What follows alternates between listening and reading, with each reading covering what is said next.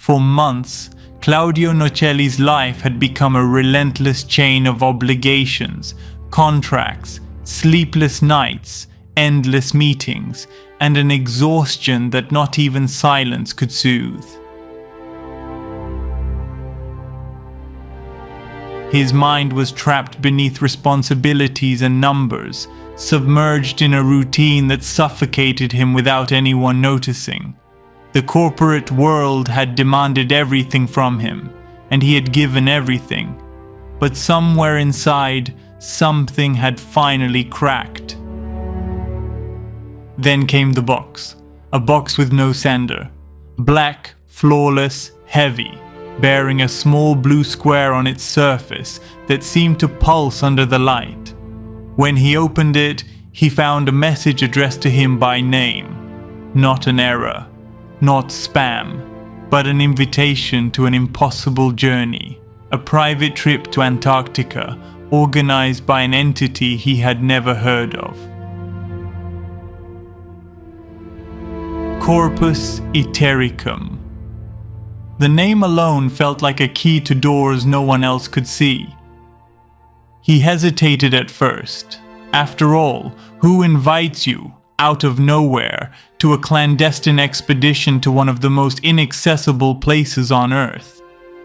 But the idea pierced him with a force he couldn't explain. He had always wanted to see Antarctica. He had always felt that cold, silent calling from the south. Between curiosity and exhaustion, he accepted.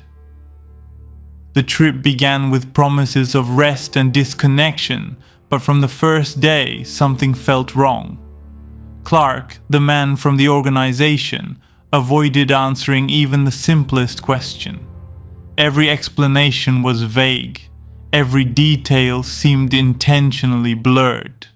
And yet, Claudio continued forward, as if already caught in a river dragging him toward a fate long prepared. When they arrived in Ushuaia, a mysterious message appeared on his phone. Vessel 212-HOH. Without realizing it, that was the point of no return. They were taken to a gray military ship, no insignia, no name, no origin. Inside were scientists, soldiers, and other travelers who also seemed confused by the secrecy. As they left the coast, the storm began. Then darkness. And then something impossible. Every cell phone died at the exact same moment. No one wanted to explain. The soldiers joked nervously, hiding something. The sea slammed the hull as if trying to force them back. Daylight vanished. Claudio, exhausted after days of stress, fell asleep without noticing, as if something had pressed a soft hand against his mind and shut it off. He woke in the middle of a pitch-black night where sky and water were indistinguishable. The ship moved as if nothing had happened. Hours later, they were told they were minutes from the first base. But it wasn't Omega Island as scheduled. It was a place allegedly called Lambda. Nothing made sense. The reception was cold.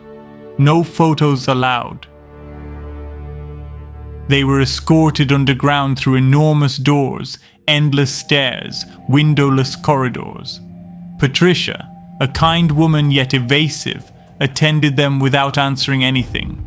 A room with no natural light, 4 hours of forced sleep, and then back to the ship. That was when things turned strange. Soldiers argued among themselves. One screamed and fired a shot into the air. Cell phones began turning on randomly. A GPS displayed impossible coordinates.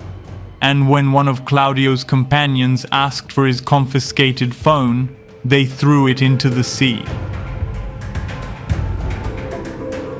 The ship brought them to another unknown structure, massive dark domes surrounded by antennas that didn't look human. They descended into lower levels where they met Dr. Hayes, who muttered about soil studies and temporal transits, yet refused to say where they were. That night, the impossible finally happened.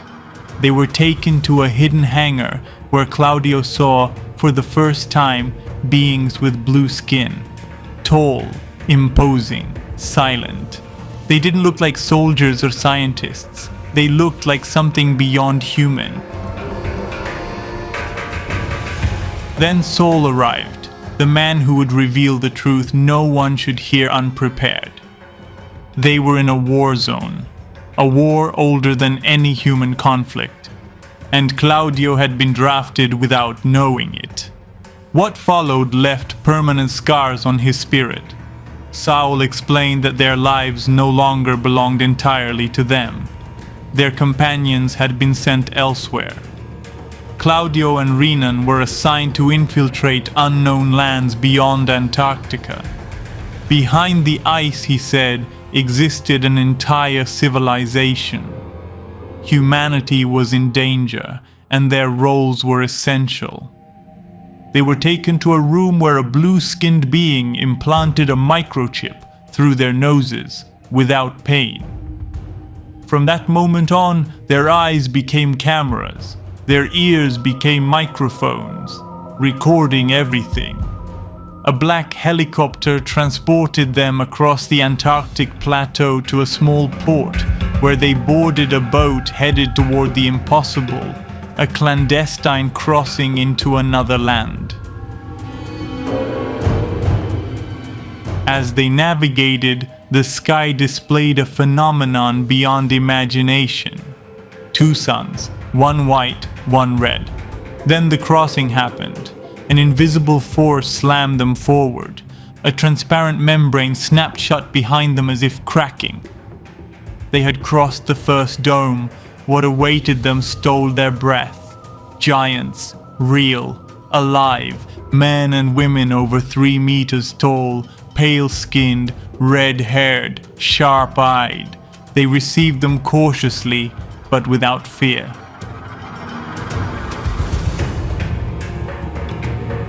The island was beautiful, forests, birds, white domes, immaculate paths.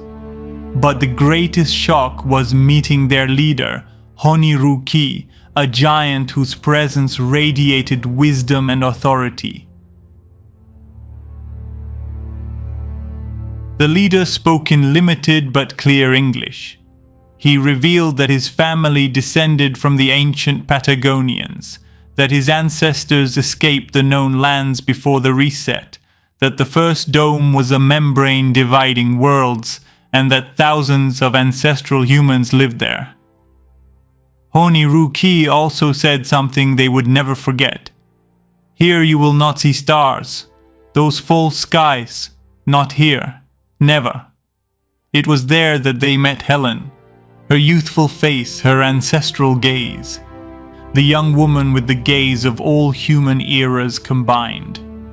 She explained that humanity had been destroyed and reborn multiple times, that resets were real, that the custodians manipulated history, and that the current humans were the last version.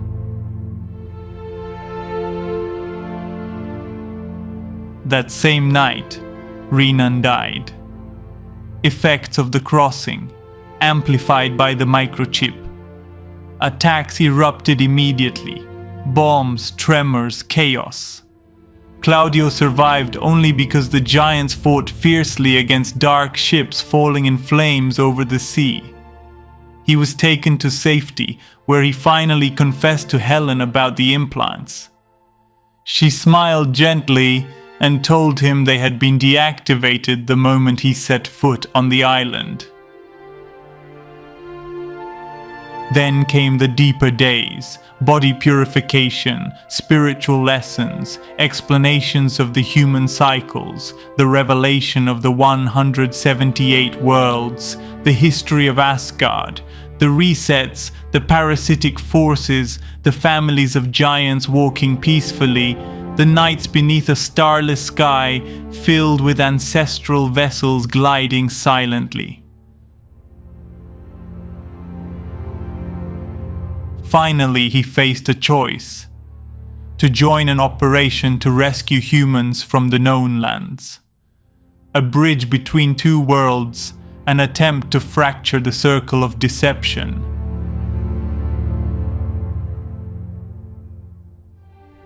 The journey ended with a secret familial embrace, a farewell heavy with destiny, and a line written in his diary on March 8, 2024.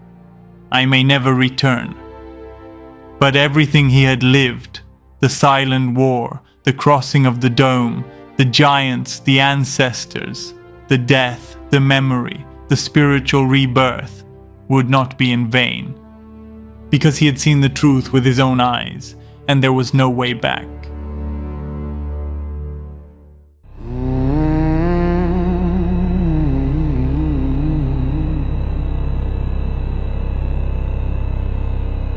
Deep below the breathing stone, they forged the world we call our own. The hand-shaped river, sky and flame, but time forgot their sacred name. They taught the seas to know the light. They built the stars to end our night. Their hearts were vast, their minds were free. The giants dreamed for you and me. Then came the ones who feared their might, the veiled custodians of night. They changed the tale, rewrote the truth, and caged the soul of every youth. They turned the gold to dust and light. They drew their walls across the sky.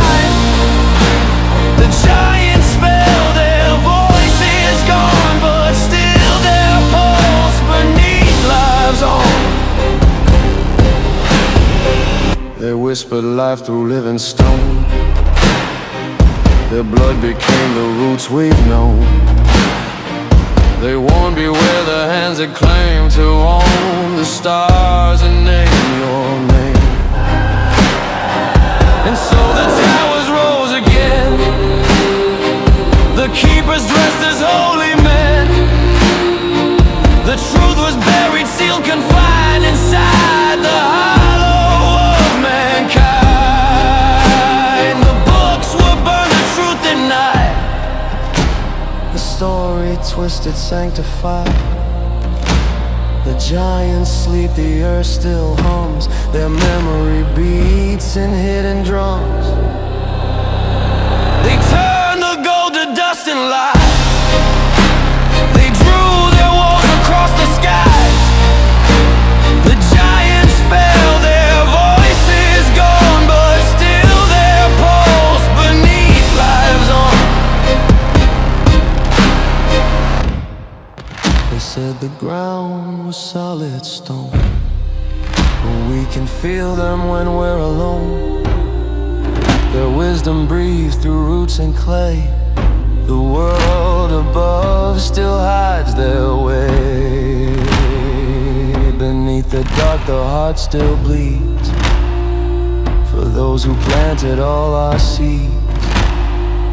The giants wait for us to rise, to break the spell, to clear the sky.